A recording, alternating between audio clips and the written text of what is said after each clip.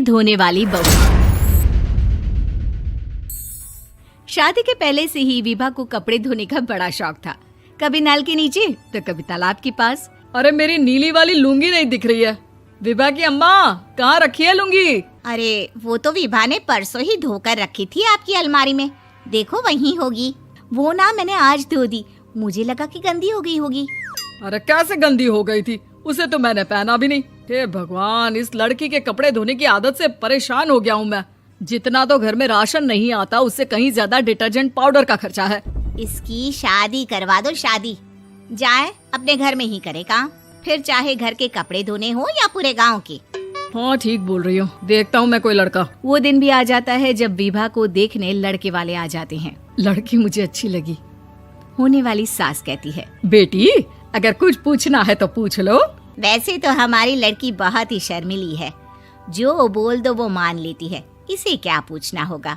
अरे कैसी बात कर रही हो माँ, मुझे इन लोगों के घर रहना है, सवाल तो कई है। हाँ हाँ बेटा, पूछ लो ना, क्या पूछना है। आप लोगों के घर कपड़े कौन धोता है? सास का मुंह बन जाता है। देखो, अगर तुम ये कहना चाहती हो कि तुम्हें कपड़े धोने नहीं आते तो सुन लो, कपड़े मैं ही धोती हूँ, लेकिन तुम्हारे आ जाने के बाद मैं रुमाल तक नहीं धोऊंगी। अरे चुप रहना भाग्यवान, बहू बेचारी घर आई नहीं, उसे डराना शुरू कर दिया। वो क्या है ना बिटिया, अभी तक तो ये कल्लू की माँ ही धोती थी, लेकिन अब तुम्हारे पापा तो दहेज में वॉशिंग मशीन देंगे ही। तभी विभा की माँ बोल पड़ती है, सवाल भी पूछा तो क्या। वैसे भाई साहब, मशीन की तो फिर भी कपड़े धोने की कैपेसिटी होती है। मतलब जो बिटिया दे रहे हैं ना विभा, इसे कपड़े धोने का बहुत शौक है। ये आप लोगों के क्या, आस पड़ोस गांव मोहल्ले सबके कपड़े धो दे और उफ तक ना करे। बाहर देखा नहीं आपने कितने कपड़े सूख रहे हैं? सब हमारी बिटिया ने ही तो धोए हैं। बस भी करो ना माँ, शर्म आ रही इतनी तारीफ सुनकर। और तो और एक दाग निकाल कर दिखाओ तो मान जाऊं। हाँ अच्छा अच्छा, माफ करना बेटा, मैंने गलत समझा। हमें तो रिश्ता बहुत पसंद है। और ऐसे जुड़ जाता है रिश्ता कपड़े धोने का शौक रखने वाली विभा का। उसकी शादी हो जाती है कोयला फैक्ट्री में काम करने वाले कल्लू के साथ। शादी के बाद अचानक विभा चिल्लाती हुई सास के पास आती है। सासू माँ, अरे सासू माँ कहाँ है आप? ये तो धोखा है, धोखा दिया आप लोगों ने मुझे। इसे ससुर के चक्कर के बारे में पता चल गया। अरे तो उसमें तुझे क्यों धोखा मिला है? अरे नल में पानी नहीं आता, कपड़े कैसे कब धुलेंगे? अच्छा अच्छा, तू पानी नहीं आ रहा उसकी बात कर रही है? तो आपने क्या सोचा? कुछ नहीं। अच्छा हाँ, तेरी माँ ने कहा था कि कपड़े धोने का शौक है तुझे, याद आया मुझे। शौक शौक बोलकर कपड़े धोने वाले मेरे जुनून को कम ना आके सासू माँ, कपड़ा धोना मेरा गुरूर है। तभी पति भी वहाँ आ जाता है। अभी अभी मैंने इसे सनी देओल की फिल्म दिखाई है, उसी के डायलॉग मार रही है माँ। अच्छा सुन, साफ साफ बता रही हूँ, पानी सुबह 4 से 6 और शाम को 10 से 12 आता है, समझी? विभा टाइमिंग सुनकर हैरान हो जाती है। ये क्या भूतों का मोहल्ला है? सुबह 4 बजे उठकर कौन कपड़े धोता है? 4 बजे टंकी में पानी जाता है, फिर सारा दिन धोना ना, किसने मना किया? अरे कैसी बात कर रही हैं? 200 लीटर की टंकी में कितने कपड़े धो लूंगी मैं, सुबह ही उठ जाऊंगी मैं। अब क्या था, विभा सुबह 4 से लेकर रात के 12 बजे तक कपड़े ही धोती रहती।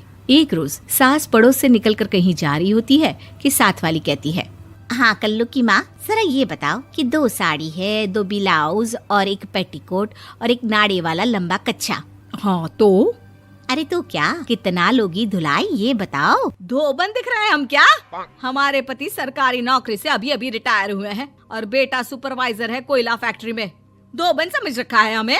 हाय रे कल्लू की अम्मा, माफ कर दो, वो तो मोहल्ले में यही सब बता रहे थे कि तुमने बहू को कपड़ा धुलवाने के काम में लगा दिया है। सास को पड़ोसन की बात सुनकर गुस्सा आ जाता है। वो घर पहुंचती है जहां घर के बाहर ही इतने सारे कपड़े सूख रहे होते हैं जितने कि किसी धोबन के घर पर। अरे ओ कल्लू की दुल्हन, बाहर निकल।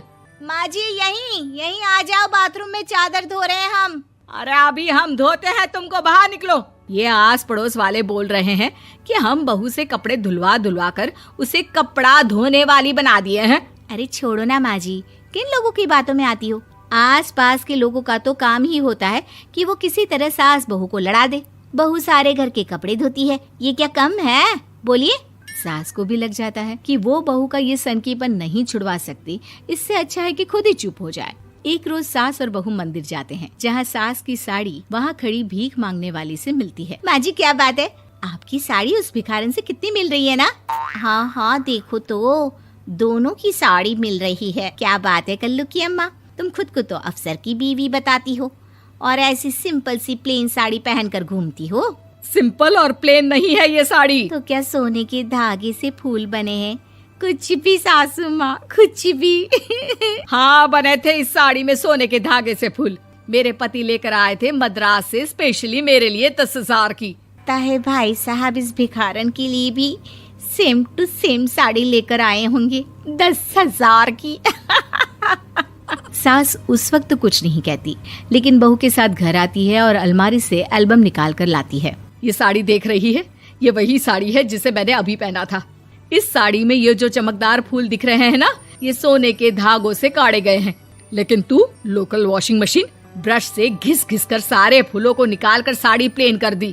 मुझे माफ कर दीजिए सासू माँ। और तो और, जब मैंने तुझे तेरी गलती के लिए कुछ नहीं कहा, लेकिन तूने तो सबके सामने मेरा मजाक ही बना दिया। क्यों? बहू को समझ में आ जाता है कि अब से उसका कपड़े धोना बंद।